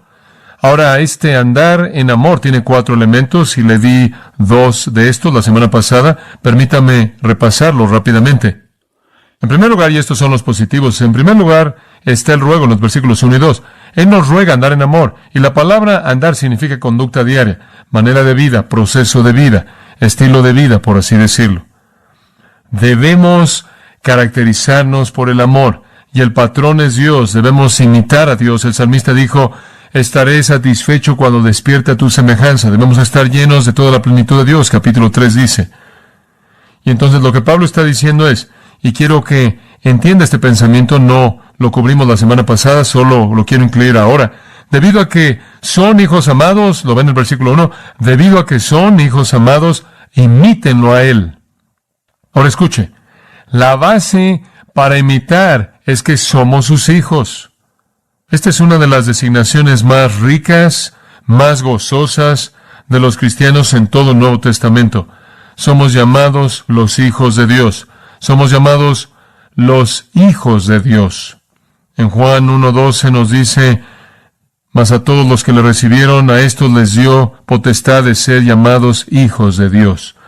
En Efesios capítulo 1 nos dice que Él nos escogió en Él antes de la fundación del mundo para que fuésemos santos y sin mancha delante de Él en amor, habiéndonos predestinado para ser adoptados hijos por Jesucristo. Literalmente somos los hijos de Dios, somos los hijos de Dios, la descendencia de Dios, hemos sido engendrados por una simiente incorruptible. Entonces, como sus hijos, debemos llevar su semejanza, ¿verdad? Debemos llevar su virtud, sus características, debemos manifestar lo que es verdadero de Él. Debemos adornar su naturaleza misma.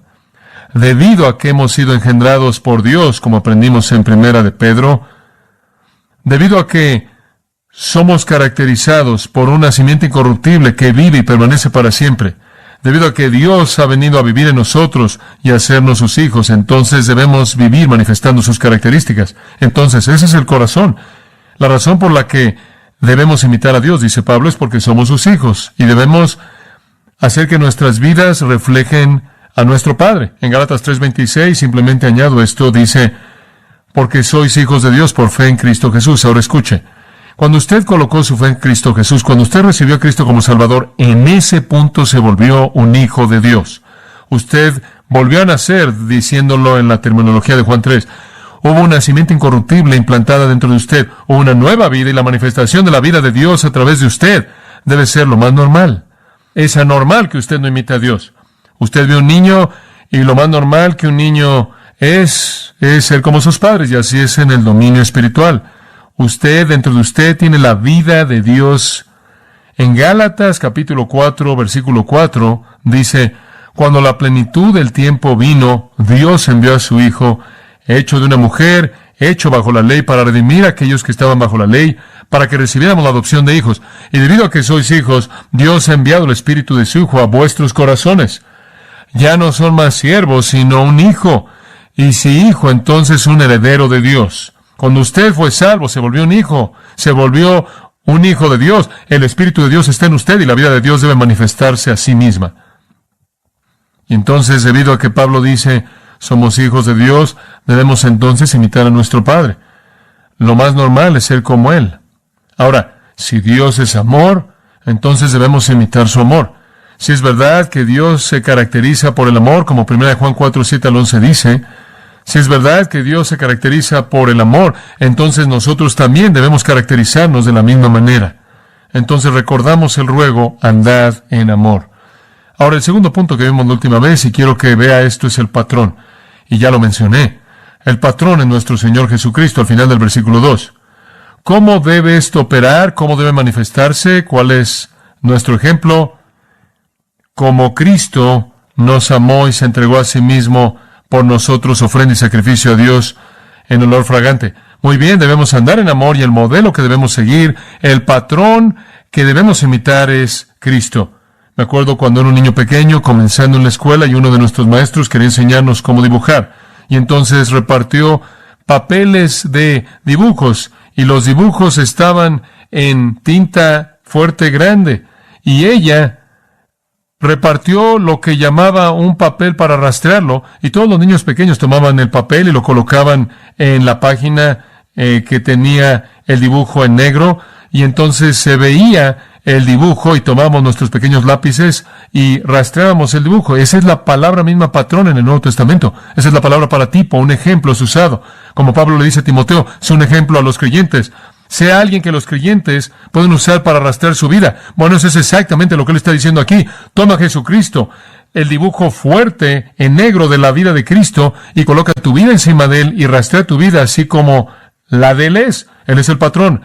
Este es el corazón del pasaje. Debemos amar como él amó. Ahora, retrocediendo al versículo 32, le recuerdo que la última vez la característica primordial del amor de Dios es que es perdonador. Lo ve usted ahí en el versículo 32. Perdonándonos unos a otros como Dios por causa de Cristo os ha perdonado. Ahora, para andar en amor, esa es la primera característica que quiero que vea. Es un tipo perdonador de amor y entramos en eso la última vez, ¿no es cierto? El amor de Dios es un amor perdonador. Ahora, por cierto, hay un comentario al margen que debería haber en el versículo 32. Perdonándonos unos a otros como Dios os ha perdonado a vosotros. Ahora, si tan solo dijera eso, si tan solo dijera perdonándonos unos a otros como Dios os ha perdonado, tendremos un pequeño problema. Porque diríamos, ahora mira Dios, tú eres un Dios santo, eres un Dios absolutamente justo, y odias el pecado y no puedes tolerar el pecado, y la Biblia dice que castigarás el pecado. De hecho dice, la paga del pecado es ¿qué? Muerte. Ahora Dios, ¿cómo puedes tú simplemente perdonar así? Si dijera, perdónense unos a otros como Dios los ha perdonado, diríamos, bueno, ¿cómo simplemente puedes hacer eso? ¿Cómo simplemente puedes decir, bueno, no me gustan esas cosas, pero te voy a perdonar? Bueno, ¿qué hace eso con la justicia de Dios? ¿Acaso no viola su justicia santa? No, porque la pequeña frase está ahí, por causa de Cristo, lo cual significa debido a lo que Cristo ha hecho. En otras palabras, la paga que era nuestra fue llevada por Cristo, y debido a algo que Cristo hizo, Dios puede perdonar. Y ese es el punto. Cuando Cristo, versículo 2 ahora, cuando Cristo se entregó a sí mismo por nosotros, ofrenda y sacrificio a Dios en olor fragante, Él pagó el precio de la justicia que Dios demandaba y liberó a Dios para que perdonara al pecador. Pero si no hubiera sido por Cristo, no habría sucedido. Dios nos puede amar y Dios puede perdonarnos porque Cristo pagó nuestro castigo. Ese es el mensaje del 10º capítulo del libro de Hebreos. Hebreos 10:10, mediante lo cual somos santificados por la ofrenda del cuerpo de Jesucristo. En otras palabras, lo único que nos aparta para Dios es que Cristo llevó nuestro pecado. Versículo 12, este hombre, habiendo ofrecido un sacrificio por los pecados para siempre, se sentó a la diestra de Dios. En otras palabras, sentarse es una ilustración de reposo, y cuando Cristo en una ocasión hizo un sacrificio, fue tan completo, tan absoluto, que nunca necesitó hacer otra cosa. Él se sentó. Él terminó. Y el versículo 14 lo resume. Por esa ofrenda Él perfeccionó para siempre a los que son santificados. Él llevó en su cuerpo nuestros pecados.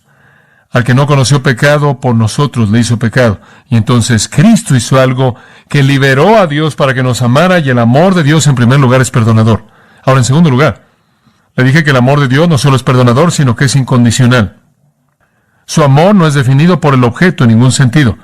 Es su naturaleza lo que ama, es innato que Él ama, es Dios amando como Dios debe amar porque Él es Dios. Y entonces su amor es perdonador e incondicional.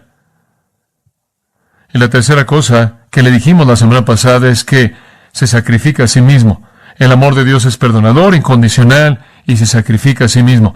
De tal manera amó Dios al mundo que ¿qué? ¿Cuál es la siguiente palabra? Dio. Esa es la clave. Es de sacrificio personal. Ahora escuche, esta es una verdad muy elemental que usted debe entender. Si vamos a amar como Dios amó, si vamos a imitar a Dios, entonces debemos amar a la gente con un perdón que no tiene límites. Debemos amar a la gente incondicionalmente, sin dependencia alguna sobre su respuesta. Y debemos amar a la gente sacrificialmente. Esto es, entregándonos a nosotros mismos, no buscando algo de ellos. Ahora escuche, cuando usted vive y camina en amor, no significa que usted anda por todos lados diciendo, oh, me cae bien esa persona y me cae bien esta persona, y usted trabaja a nivel emocional. No, significa que es su naturaleza ser perdonador sin límites, amar ni siquiera sin una respuesta necesaria y sacrificándose a sí mismo, buscando solo dar y no ganar. Entonces dijimos la última vez que Jesús nos ama. Cuando pecamos, Él nos perdona. Cuando no respondemos, Él nos sigue amando. Y cuando lo único que queremos hacer es tomar, Él sigue dando. Ese es el tipo de amor que debe caracterizar nuestras vidas. Incondicional, perdonador, y que se sacrifica a sí mismo. Yo sería infiel a mi propia mente si no hiciera que me acompañara Juan 13 por tan solo un momento, y después vamos a cerrar nuestro repaso de los puntos y pasaremos a los siguientes. Pero en Juan 13, el cual creo que es el retrato más hermoso del amor de Cristo fuera de la cruz en cualquier otro lugar en la Biblia, Juan 13. Ahora quiero que vea este amor en acción que es incondicional, perdonador, que se sacrifica a sí mismo. Ahora recuerda el contexto porque se lo he enseñado tantas veces. Pero en Juan 13 los discípulos están teniendo una discusión y están discutiendo acerca de quién va a ser el más grande en el reino. Realmente están preocupados por quién va a tener el rango alto cuando Cristo establezca su reino terrenal. Quieren estar ahí, quieren ser los más importantes y el Señor los ve en esta gran discusión. Y el asunto real aquí, claro, es que Jesús está a punto de ser crucificado. Y ella les dijo esto. Ella les dijo que tiene que morir. Ella les ha dado el bosquejo entero, pero son absolutamente indiferentes a lo que le está pasando. Ni siquiera les importa, ni siquiera están preocupados por eso. Son absolutamente egoístas, son absolutamente pecaminosos, son absolutamente personas que no están respondiendo. Si hubiera algún amor real en sus corazones, habrían estado consolando y alentando y compartiendo ese amor con Jesucristo. Si hubiera algo del sacrificio personal en sus vidas, habrían estado lavando sus pies, habrían sido sus manos diciendo, ¿qué podemos hacer, Señor? Porque tú eres el que va a llevar esto. Pero en lugar de esto, su egoísmo fue manifiesto, su pecaminosidad fue manifiesta, su estar centrados en sí mismos fue manifiesto, conforme discutían acerca de quién sería el más grande en el reino en lugar de estar preocupados por Cristo. Y en ese argumento, nadie lavaría los pies de nadie. Pero era una costumbre lavar los pies en esos días, porque antes de que usted comiera, pero nadie lo quería hacer porque ninguno de ellos quería tomar la función de un siervo. Todos estaban luchando por los lugares más prominentes y entonces había comenzado la cena y después de que había comenzado Jesús tomó un contenedor, dice en el versículo 4, Él se levantó de la cena, hizo a un lado su atuendo, tomó una toalla, se ciñó, vació agua en un contenedor y comenzó a lavar los pies de los discípulos. Ahora, escúcheme. Ahora, eso es amor en acción. Ese es amor que es perdonador. Aquí están estos hombres que estaban siendo pecaminosos, estaban llenos de soberbia, llenos de egoísmo, estaban llenos de buscar sus propios intereses, estaban llenos de indiferencia el uno hacia el otro, estaban resintiéndose el uno al otro porque pensaban que el otro hombre entre los 12 podría estar buscando un rango más alto que ellos. Había una aura terrible, pecaminosa en todo eso. Sin embargo, Jesús lava sus pies, Jesús lleva a cabo un acto que es amable, tierno y amoroso y empático, que es amor perdonador, incondicional. Él ni siquiera pidió una respuesta de ellos. Ni siquiera le dieron la respuesta correcta. Él no dijo, ahora, si ustedes fueran amables y me amaran un poco, lavaría sus pies. Él lavó sus pies de cualquier manera porque el amor lo hace. El amor no tiene que depender de la respuesta y finalmente se sacrifica a sí mismo. El Señor de gloria lavando los pies de estos hombres pecaminosos buscando sus intereses personales. Y usted pasa al versículo 13, Jesús lo resume diciendo esto. Vosotros me llamáis Maestro y Señor, y bien decís, porque lo soy. Si yo entonces soy vuestro Señor y Maestro, y he lavado vuestros pies, vosotros también deberíais lavar los pies unos de otros, porque os he dado ejemplo, para que hagáis como os he hecho. De cierto os digo, el siervo no es mayor que su Señor, ni el que es enviado es mayor que el que lo envió. Si conocéis estas cosas, bienaventurados sois si las hacéis. En otras palabras, les dijo, ustedes vieron cómo los amé, ¿no es cierto? Ustedes vieron que los amé mediante un acto de amor, que fue incondicional, que fue totalmente perdonador, que fue totalmente un acto de sacrificio personal y espero que hagan lo mismo el uno hacia el otro. Y más adelante en el capítulo, versículo 34, después de un interludio con Judas, él recoge la misma enseñanza y dice, un nuevo mandamiento os doy, que os améis unos a otros como yo os he amado, que os améis unos a otros. Por esto conoceréis todos que sois mis discípulos si os amáis unos a otros. Ahora escuche, observen el versículo 34. Deben amar como yo los he amado y como Él los acababa de amar. Él los acababa de amar con perdón, con un amor incondicional, con un amor que se sacrificó a sí mismo. Y eso es lo que Él está pidiendo que ellos manifiesten. Y Él les dice, el siervo no es mayor que su Señor. Si yo amo de esa manera, entonces así deben amar. Entonces, ese es el lado positivo. Ahora de regreso a Efesios. Debemos andar en amor. ¿Qué significa eso? Debemos amar como Cristo amó. ¿Cómo amó Él? De manera perdonadora, incondicional, sacrificándose a sí mismo. Esa es la presentación positiva. Ahora observe qué rápido se va al opuesto. Aquí viene lo negativo. Y rápidamente en el versículo 3 vemos la perversión. El ruego, la plegaria en el versículo 1 y la primera parte del versículo 2, el patrón al final del versículo 2 y ahora la perversión.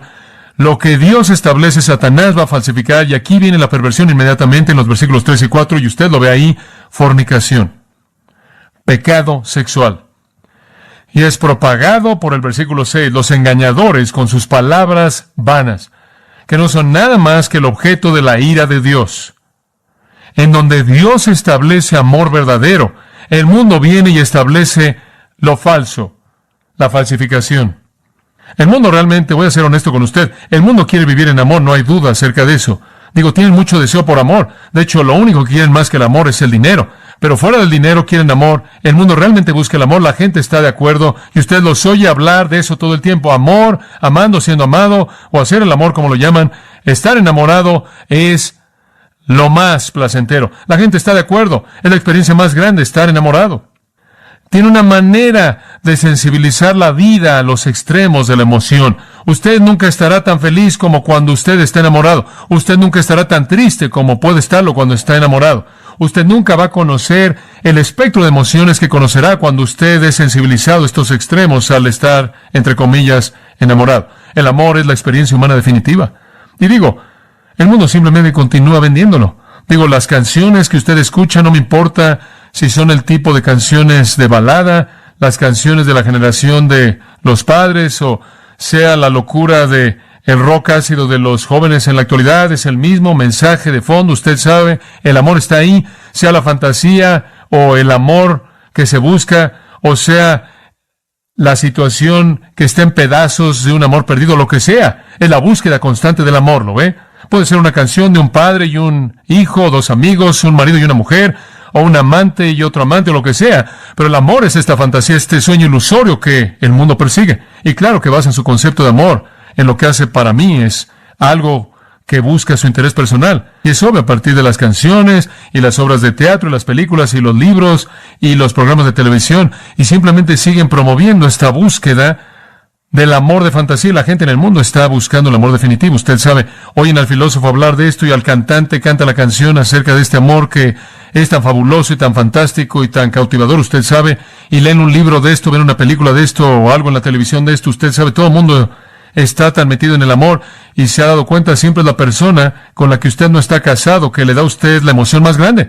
Esa es la fantasía, ¿lo ve? Y entonces el mundo persigue esta fantasía buscando un sueño de un amor perfecto y una satisfacción perfecta. Y son muy parecidos a Ponce de León buscando la fuente de la juventud. Es torpe, es un sueño del paraíso de un necio. Se entregan a una persona por un tiempo y después exprimen a esa persona hasta dejarla en los huesos y después salen buscando a otra que puedan exprimir porque su fantasía dice que el amor es lo que puedo conseguir. Dios dice que el amor es lo que usted da. Escúcheme, el amor del mundo es condicional. Es exactamente lo opuesto del amor de Cristo, es condicional. Dice, dame lo que quiero y te voy a amar. No perdona. Si fallas muchas veces, estás fuera de mi vida. Ahí está, y sigue con alguien más. Siempre pienso en el hombre que se casó y tenía a su esposa y se subió al carruaje que estaba siendo jalado por el caballo, y ya se iban ahí de la boda. El caballo jaló muy fuerte y el hombre dijo, esa es una. Poco después, ahí en el camino, el caballo volvió a jalar y dijo, esas son dos. La tercera vez el caballo se salió, tomó una pistola y mató al caballo, y su esposa dijo, ¿qué estás haciendo? Y él la vio y dijo, esa es una. Usted sabe, sea cual sea el tipo de amor del mundo, no da mucho margen para el error. Usted no se equivoca muchas veces. Ya me voy. Así es. No es perdonador. En segundo lugar, es condicional. Es condicional. Mientras que usted obtenga las respuestas correctas, usted se queda ahí. Tan pronto como las respuestas no son lo que usted quiere, entonces se va. Y en tercer lugar, está centrado en sí mismo. No se sacrifica a sí mismo. Está centrado en sí mismo. Se alimenta de su propia necesidad. Es exactamente lo opuesto de lo que Dios dice que nos caracteriza. Vea Mateo 18 por un momento. Mateo 18. Simplemente para darle una ilustración de cómo el Señor ilustró este sentimiento mundano. Ahora aquí usted puede encontrar que hay un contraste. Jesús presenta su amor, el cual es totalmente perdonador, incondicional, y se sacrifica a sí mismo. Y Pedro viene a él y dice, bueno, Señor, este amor incondicional que se sacrifica a sí mismo, perdonador, ¿qué tan lejos va? ¿Debo perdonar a mi hermano 7 veces? Jesús le dijo, no te digo hasta 7 veces, sino hasta 70 veces 7. Por lo tanto, el reino de los cielos es semejante a cierto rey que llamó a dar cuentas a sus siervos, y cuando él había comenzado, le fue traído uno a él que le debía 10,000 talentos. Pero como no tenía nada que pagar, su señor mandó que fuera vendido, su esposa, sus hijos, y que esto es todas sus posesiones, y se hiciera el pago. El siervo, por lo tanto, se postró y le dijo, Señor, ten paciencia de mí, te lo pagaré todo, lo cual es ridículo. Él nunca podría haber pagado esa cantidad, pero fue un pensamiento agradable. Después el señor de ese siervo, movido a compasión, le perdonó la deuda. ¿Quién cree usted que el señor del siervo es aquí? Es Dios, ¿no es cierto? Y este es el pecador, y el pecador incluso viene en base a sus obras. Él incluso va a decir, lo voy a hacer todo, voy a apretar mis dientes y voy a pagar los 10,000. Ridículo, no puede hacerlo en toda su vida. A pesar de su necedad, Dios es suficientemente lo generoso como para perdonarlo. Pero el mismo siervo salió y encontró uno de sus consiervos que le debía 100 denarios. Eso es simplemente el trabajo de 3 meses. Y él colocó sus manos, lo tomó de la garganta, del cuello y le dijo, págame lo que me debes. Su consiervo cayó a sus pies y le rogó diciendo, ten paciencia conmigo y te lo pagaré todo. Y él pudo haberlo pagado todo, no era tanto. Y él no lo dejó, sino que lo arrojó en la cárcel hasta que pagara la deuda. Bastante difícil hacerlo cuando usted está en la cárcel. Entonces, cuando sus consiervos vieron lo que fue hecho, se entristecieron, vinieron, le dijeron a su señor todo lo que había sido hecho, y el señor, después de que lo había llamado, le dijo, oh siervo impío, te perdoné toda esa deuda porque me rogaste. ¿No deberías también haber tenido compasión de tu consiervo, así como yo la tuve de ti? Y su señor se enojó y lo entregó a los torturadores hasta que pagara lo que se le debía. Así también mi Padre Celestial hará con vosotros, si desde su corazón no perdona a cada uno a su hermano sus transgresiones. En otras palabras, la perspectiva típica del mundo, no hay perdón. Y el Señor vino a él y le dijo, das evidencia de que no eres cristiano. No estás en mi familia, no estás en mi reino, no hay amor en ti. El punto es es un punto simple. El mundo no es perdonador. El mundo basa sus respuestas en condiciones. Tú pagas y te voy a tolerar. El mundo busca sus intereses. El cristiano es lo opuesto. Eso es lo que queremos que vea. Ahora veamos Efesios 5, versículos 3 y 4 específicamente. Pero fornicación y toda inmundicia o avaricia ni aun se nombra entre vosotros como conviene a santos. Ni palabras deshonestas, ni necedades, ni tronerías, que no convienen, sino antes bien acciones de gracias. Si el amor de Dios y el amor de los hijos de Dios se sacrifica a sí mismo, es perdonador, incondicional, entonces debe estar seguro de que Satanás va a pervertir eso, y el amor del mundo será egoísta, estará centrado en sí mismo, no va a ser perdonador y va a estar condicionado en lo que gana, no en lo que da. Ese es el punto. Entonces, cuando el mundo dice ama, no está usando la definición de Dios. Significa deseo, placer personal, lujuria. O no estoy negando que de vez en cuando hay algo de abnegación personal, que de vez en cuando hay algo de leche de bondad humana, de vez en cuando hay algo de magnanimidad, de vez en cuando hay algo de generosidad. Hay ocasiones cuando el amor humano llega a un nivel más alto que otras ocasiones, pero en esencia es placer personal, ganancia personal, y es algo condicional. Nunca deja de sorprenderme cuántas personas dicen, bueno, vamos a divorciarnos porque ya no satisfaces mis necesidades. Bueno, ¿quién llegó a decir que el amor tenía que ver con satisfacer sus necesidades? El amor consiste en que usted satisfaga las necesidades de alguien. El deseo físico, la gratificación personal, es un sueño débil, es una burbuja de ilusión. Y si usted quiere vivir su vida entera persiguiendo la fantasía definitiva, usted va a terminar desesperado, privado, y nunca lo va a cumplir. El mundo dice, te amo por lo que haces para mí. Es superficial, egoísta, sensual, sexual. Satanás trata de venderle esto al mundo. Y me parece increíble que los cristianos caen en la trampa. Creo que lo que está pasando en la iglesia en la actualidad, en esta era del divorcio y el rompimiento del matrimonio y la infidelidad y todo esto, está basado simplemente en este principio. La gente cristiana no anda en amor como Dios lo define. No lo hacen. No quieren. Pablo dice, no estoy hablando del amor del mundo, fornicación, inmundicia, avaricia. Eso ni siquiera debe ser nombrado ni una vez entre ustedes. Ni una vez se debe oír eso. La palabra fornicación, usted conoce esa palabra, es mencionada en sus formas en nombre por lo menos 35 veces en el Nuevo Testamento. Es un problema grande. Ahora, cuando algo es mencionado 35 veces, es un problema. La palabra porneia significa pecado sexual y significa cualquier tipo. Cualquier tipo. Hay un término en el griego, enkrateia, y esa palabra significa, es una gran palabra, significa disciplina y dominio propio. Ese es su significado básico. Y denota el poder de control que una persona tiene sobre sí mismo. Enkrateia es una buena palabra. Sócrates dijo que es una de las principales virtudes. Y también Platón y también Aristóteles. La palabra era dominio propio, disciplina personal. Por cierto, es usada 10 veces en el Nuevo Testamento y siempre significa dominio propio, algunas veces traducido templanza, pero significa lo mismo. Pero observen dónde está su importancia real. Los griegos en la antigüedad lo usaban para referirse al control personal sexual, al autocontrol sexual. Decían que es la capacidad de trascender las pasiones de uno, trascender los deseos de uno sexualmente. Ahora, en el Nuevo Testamento es usada también de esa manera. En Hechos, por ejemplo, 24-25, permítame mostrarle tan solo esto, una palabra fascinante. Y Pablo aquí está hablando, él está hablando a Félix. Y conforme él razonaba, él está hablando a Félix, él habló a él, observe esto es realmente poderoso, acerca de la justicia, dominio propio y el juicio venidero. Ahora dice usted, bueno, ese es un mensaje bastante general, un poco de justicia, un poco de dominio propio, un poco de juicio venidero. No, señor. ¿Sabe usted lo que estaba haciendo? Escuche, Félix se casó con Drusila en una relación adúltera. Y aquí está Pablo, enfrente de Félix, este hombre poderoso. Y le dice, me gustaría darte un sermón, Félix.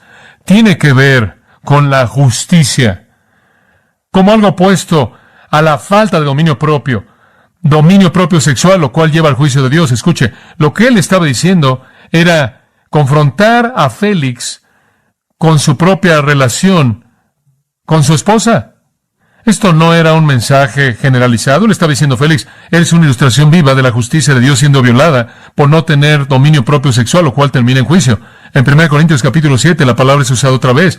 Y allí es usada en referencia al matrimonio, donde el apóstol Pablo está enseñando, y él dice, si no pueden tener dominio propio, que se casen, porque es mejor casarse que estarse quemando. Y significa dominio propio sexual. Si usted tiene un problema con eso, cásese. No trate de decir, tengo el don de soltería. Ciertamente es difícil porque tengo este deseo tremendo por el matrimonio. No, si tiene ese deseo y no tiene dominio propio sexual, entonces más vale que se case. En otras palabras, quiero que vea que la palabra enkrateia es una palabra que se refiere a dominio propio sexual. Ahora, los griegos dijeron que esa palabra tenía una palabra opuesta, y la palabra opuesta era porneia, y entonces ahora puede ver por lo opuesto lo que significa una falta de dominio propio sexual. Eso es porneia. Es un antónimo de krateia. Es conducta fuera de control. Es indisciplinado. Va más allá de los límites de lo que Dios establece. Y por cierto, significa bestialidad, homosexualidad, era usado para hablar de pedofilia, lo cual es sexo con niños, abuso de menores, cualquier tipo de prostitución, de inmundicia. Cualquier cosa viene bajo ese término. Cualquier falta de dominio propio sexual. Porneia, hay una palabra griega grafé, lo cual significa escribir. Porneia y grafé es pornografía, escribir acerca del pecado sexual. De ahí viene esa palabra. No hay lugar para esto en nuestra vida. Él dice, esto ni una vez debe ser nombrado entre los santos. Ni una vez. Usted se acuerda si estuvo aquí cuando estudiamos 1 Corintios capítulo 6, como el apóstol Pablo dice que no hay lugar para esto en nuestra vida. En absoluto. Y esto erais vosotros, dijo él. Solían ser así, esto está en el pasado.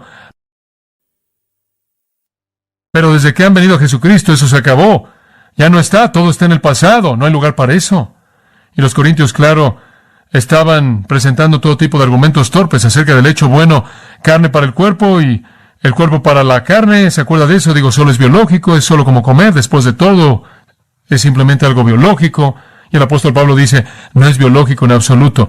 No sabéis que vuestro cuerpo es miembro de Cristo y cuando se unen a una ramera, unen a Cristo una ramera, y por cierto una ramera es cualquier persona que tiene sexo fuera del matrimonio. Y cuando usted hace eso, no es solo biológico, usted está tomando a Jesucristo con quien usted es uno y usted está uniendo a Jesucristo una ramera. No solo es biológico.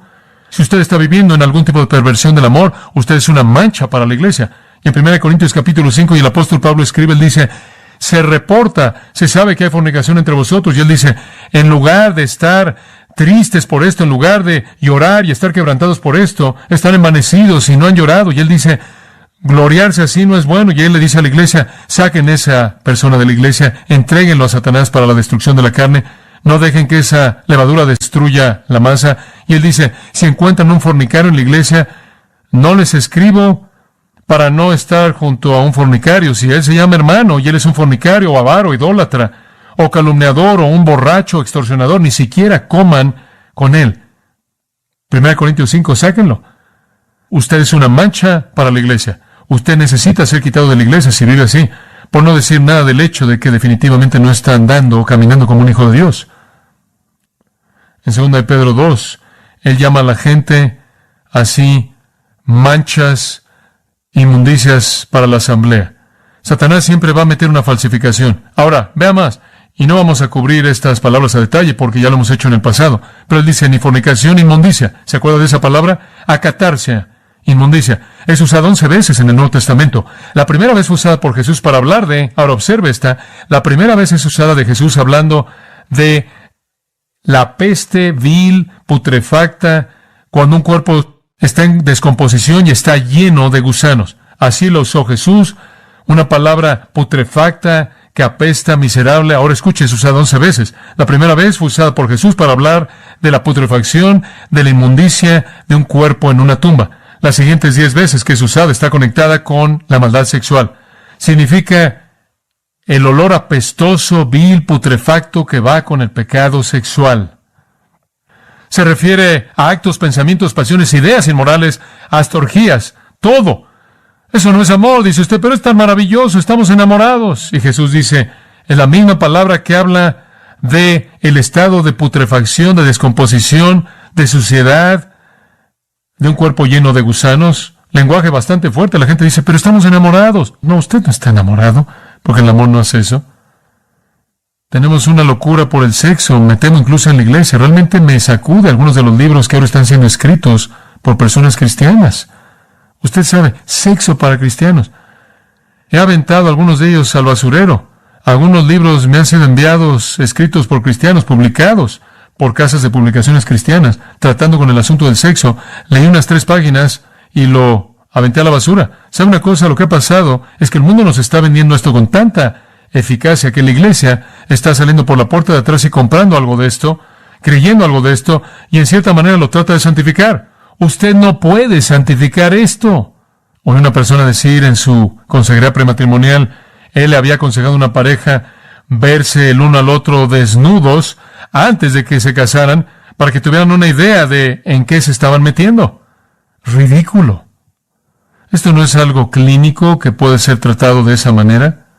Algunos que incluso han sugerido relaciones sexuales prematrimoniales para los cristianos, incluso antes de que se casen. Observe la siguiente palabra. No debe haber nada de eso.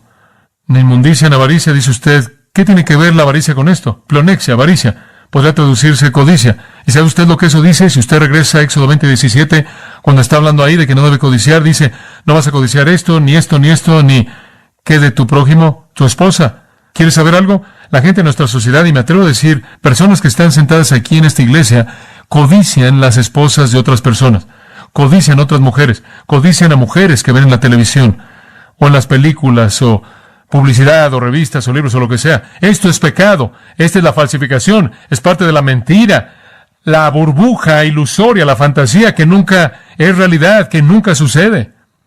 Usted sabe, esas estrellas de películas hermosas, magníficas, supuestamente deben ser tan maravillosas, que llenan las fantasías de tantas personas comunes y corrientes, son las mismas que no pueden quedarse casadas con nadie. Es una fantasía, es una mentira, es un engaño, es ilusorio, no está ahí. Avaricia. La gente va tras mujeres y las mujeres van tras hombres como si fueran hebillas pegadas a un cinturón. Por cierto, en griego la palabra pleonexia significa defraudar. Defraudar. Es un fraude. Es una trama de fraude literal. Es ir tras alguien para defraudarlo. ¿Sabe usted lo que sucede? Alguien viene detrás de, acabo de ir de una situación en donde un marido es acosado por una mujer que no es su esposa. Ella va detrás de él y se ve también, y termina siendo un fraude. No hay nada ahí, la fantasía es una mentira, y destruye y condena todo lo que es bueno en la vida. Pleonexia. Los latinos lo llamaban amor acceleratus habendi, lo cual significa el amor de poseer. La gente va a sacrificar todo para obtenerlo. Van a destruir a sus hijos, van a destruir a su cónyuge, van a destruir sus relaciones con sus amigos, van a destruir su hogar, van a destruir su trabajo, van a destruir cualquier cosa cuando tienen la avaricia que dice, tengo que tener eso porque la fantasía va a ser cumplida ahí. Y nunca va a ser así. Es la mentira de Satanás que viene del pozo.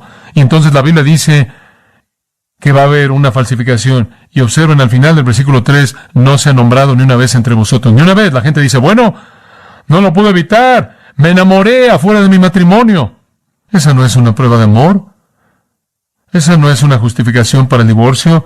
Eso es simplemente una prueba del corazón pecaminoso putrefacto que usted tiene. Eso es todo. La gente dice, bueno, no podemos evitarlo. Estábamos tan enamorados y ya no lo amo. Entonces usted es un pecador, porque a usted se le manda amar a esa persona. Usted es un pecador. Y eso no va a justificar un divorcio. Eso lo condena. Además de que usted no está amando a su marido o no amando a su esposa, o sea lo que sea que comience esto, usted también es un codicioso, porque usted ha codiciado algo que no era de usted y estaba fuera de las leyes de Dios y afuera de la voluntad de Dios y afuera del plan de Dios, y entonces no solo peca al no amar como debe, sino peca al codiciar lo que no es de usted. Y usted debería leer a David y Betsabé. Usted vuelve a pecar porque usted roba lo que no es de usted, de la persona a la que le pertenece, y entonces su pecado sigue. Ni siquiera una vez en nombre. Observa el final del versículo 3. Como conviene, hagios, a santos. ¿Cómo pueden los santos caracterizarse por amor impío, por codicia impía, egoísta, condicional y no perdonadora? Estamos apartados, somos santos. ¿Cómo pueden los santos estar involucrados en lo que no es santo? ¿Cómo pueden aquellos que son los hijos del Dios santo estar haciendo cosas no santas? Dice usted, bueno, hombre, nunca he hecho eso. Yo me estoy quedando con ya la mamá mayor aquí a lo largo de todos los años y estoy aguantando ahí. Eso es bueno. Pero simplemente para que usted no evada esto, el versículo 4 dice que no debe tener palabras deshonestas, ni necedades, ni tronerías que no convienen, sino antes bien acciones de gracias. Dice usted, bueno, ¿qué es esto? Escuche, no solo no lo debe hacer, ni siquiera debe hablar de eso. Ahora, eso debe literalmente devastar a nuestra sociedad. Palabras deshonestas, por cierto, significa obscenidad general. La raíz literal es aquello que es algo vergonzoso, tiene que ver con palabras, algo que es una desgracia, básicamente tiene que ver con palabras. El versículo 12 de este mismo capítulo es una vergüenza, porque es vergonzoso hablar de esas cosas que son hechas por ellos en secreto. Ni siquiera habla de eso. Esa es la razón por la que me molesta, que hay tanta licencia, incluso, entre comillas, dentro del cristianismo, para hablar del área de la vida sexual de una manera que no pienso que la Biblia lo permite. ¿Y qué le pasó a la gloria del descubrimiento para dos personas apartadas por Dios para el matrimonio? La plática, que es una desgracia, es lo que significan las palabras deshonestas. Tiene que ver con palabras que son una desgracia. Usted no puede leer un libro sin esa basura que viene del mundo. No puede ver un programa de televisión, no puede ver una película. Difícilmente puede tener una plática con algunas personas. Sin embargo, nunca debe ser algo en lo que debemos meternos. Ni siquiera una vez debe haber una plática sucia. Ni una vez debemos escuchar plática que es una desgracia. Somos llamados a una plática santa. La Santiago 1, somos llamados a una plática santa. Cuando usted abre su boca, deben salir palabras que vienen de la mente de Dios, el corazón de Dios, los labios de Jesús, no las cosas de las que habla el mundo. No sé cómo la gente puede irse a sentar a una película y ver todo esto y escuchar todo eso. No sé cómo puede hacer eso usted con su televisión. No sé cómo puede leer libros así o revistas así o reírse de bromas así cuando la Biblia dice que ni siquiera una vez debe ser nombrado entre ustedes. No solo palabras deshonestas, sino vea necedades, morologia. Morologia de moros, de donde obtenemos algo que significa palabras torpes. Son palabras que vienen de alguien que tiene una deficiencia intelectual. lo llama obscenidad baja. Permítame mostrar lo que quiero decir. Obscenidad baja, este es el pecado del borracho, el pecado del necio, el pecado de la boca del caño. Las cosas obscenas de clase baja. Simplemente pláticas de caño baja, sin sentido, personas que no ayudan, con una connotación sucia, obscenidad, baja, morología, torpe. Pero la siguiente palabra es muy interesante. Es la palabra truanerías. Y es la palabra eutrapelia. No significa obscenidad baja, sino obscenidad alta. Dice usted, ¿qué quiere decir eso? Bueno, el mundo literalmente puede voltear las cosas de manera fácil. ¿Alguna vez ha conocido a alguien que puede tomar algo que es dicho y convertirlo fácilmente en algo sucio? Esa es la inteligencia del anfitrión de televisión. El anfitrión del programa ya tarde por la noche, que sin importar lo que usted diga, lo tuerce para que tenga una insinuación inmunda. Entonces, por un lado, usted tiene la torpeza del borracho o del necio que simplemente habla con palabras del caño sucias. Por otro lado, usted tiene la sofisticación del hombre inteligente que no es torpe, pero tiene una inteligencia sucia que puede convertir cualquier cosa de manera fácil para que insinúe algo. En ambos casos es una mente de basura. En ambos casos se está hablando de algo que es malo y Pablo dice no lo hagan en el versículo 3 y él dice en el versículo 4 no hablen de eso. Limpien su vida, limpien sus palabras.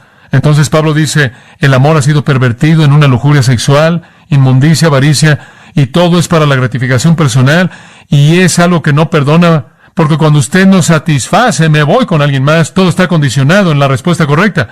No debemos involucrarnos en eso como santos, ni siquiera debemos hablar de esas cosas, ni siquiera oír que se hable de eso. Por otro lado, el versículo 4 dice que debemos dar gracias. Debemos dar gracias. Eso es bastante claro. ¿Sabe por qué debemos dar gracias? Y quiero que entienda esto. Si no entiende nada más de lo que digo, entiende esto. Porque la gratitud es lo más abnegado que usted puede hacer. ¿Entendió eso? Gratitud, absolutamente abnegado.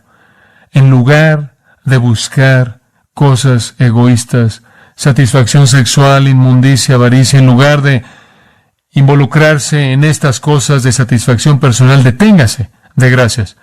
Esa es la razón por la que dice en 1 Tesalonicenses, dad gracias en todo, porque esta es la voluntad de Dios para con vosotros. Nada de lo que usted haga en la vida le va a enseñar a ser abnegado como dar gracias.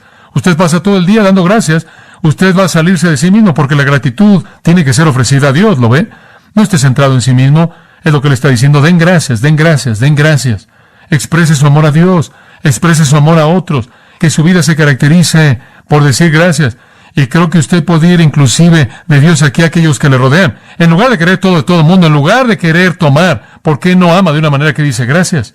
Gracias por lo que quieres decir, gracias por lo que eres, gracias por lo que me permites darte. Simplemente ser una persona agradecida, no egoísta en lugar de ser egoísta. El amor de Dios no es egoísta y está agradecido, y el amor del mundo es ingrato y egoísta. Y finalmente, la plegaria, el patrón, la perversión lleva al pago.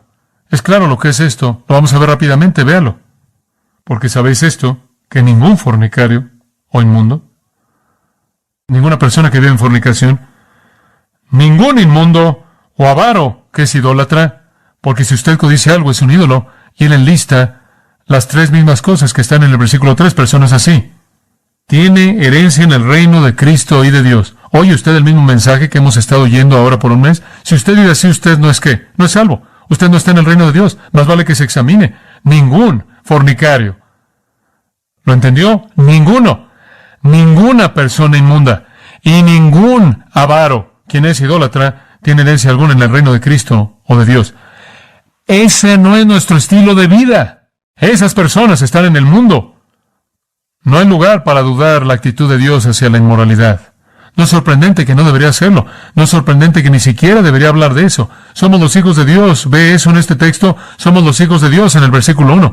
Somos los amados de Cristo. Somos los santos al final del versículo 3. Somos los ciudadanos del reino y debemos actuar de manera coherente con nuestra identidad. Él dice, ve el versículo 5, esto sabéis, esto no es ningún misterio grande, ustedes lo saben y por cierto, me temo que algunas personas no lo saben, no saben esto. Ahora queremos decirle a todo el mundo, bueno, tal y tal, sé que están viviendo constantemente en fornicación, sé que están viviendo con una persona todo el tiempo, sé que hacen esto todo el tiempo, sé que son homosexuales, pero después de todo tomaron una decisión. Escuche, estos saben que ningún fornicario es salvo, ninguna persona que vive así. Debe haber un cambio. O quizás habrá un momento cuando un creyente cae en el pecado de fornicación, pero esa no va a ser la característica continua de su vida sin que haya un rompimiento. Desde el momento en el que se convirtió, debe haber un cambio, porque la salvación se basa en el arrepentimiento. Si usted ha aprendido algo cuando usted fue salvo, usted aprendió eso. Tito 2:11, escuche esto. Porque la gracia de Dios que trae salvación se ha manifestado a todos los hombres. Ahora, cuando usted recibió salvación, dice esto, enseñándonos. ¿Sabía usted que su salvación le enseña algo? Le enseña a negar la impiedad y los deseos mundanos. Vivamos de manera sobria, justa y piadosamente en este siglo presente. Cuando usted fue salvo, usted aprendió eso. Su salvación le enseñó eso, que usted no podía seguir viviendo en lujurias e impiedad. La salvación enseña, eso es básico. Entonces él dice, esas personas no tienen ninguna parte. Dice usted, bueno, ¿qué hay acerca de un cristiano que es atraído a pecar en esa área? Un cristiano que habla de esa manera torpe o sucia. Bueno, el Señor va a perdonar seguro. 1 Juan 9, Él continúa limpiándonos y van a haber ocasiones cuando como cristianos fallamos quizás en esas áreas. No es necesario, pero pueden haber ocasiones cuando sucede y Dios va a perdonar. Pero no será el flujo de su vida vivir así, en absoluto. Le he contado por años, ahora, la santidad es un cambio en su vida en la salvación y después una frecuencia decreciente de pecado. Bueno, versículo 6, él dice, ahora este es el castigo. No van a entrar al reino. Nadie os engañe con palabras vanas. No deje que nadie le diga, puedes vivir así, Dios te va a perdonar. No deje que nadie le diga, vas a estar bien, vas a entrar al reino, vas a estar bien, tomaste una decisión, hiciste lo religioso, está bien vivir así. No dejes que nadie te engañe con esas palabras vacías, son vacías, no sirven de nada, son inútiles. Porque por estas cosas, ¿qué cosas? Fornicación, inmundicia, avaricia, palabras necias, viene la ira de Dios sobre los hijos de desobediencia. ¿Lo ve usted? Estas son las cosas mismas por las que Dios condena a la gente al infierno. No deje que nadie lo engañe. Estas no son características de los hijos de Dios. Son características de los hijos de desobediencia. ¿Ve usted el contraste?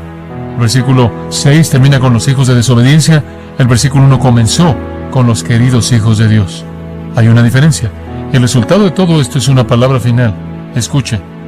Y cierro. Versículo 7. No seáis, pues, partícipes con ellos. La palabra partícipe significa socio. No se una al mundo en su maldad. El pasado, amados, es pasado.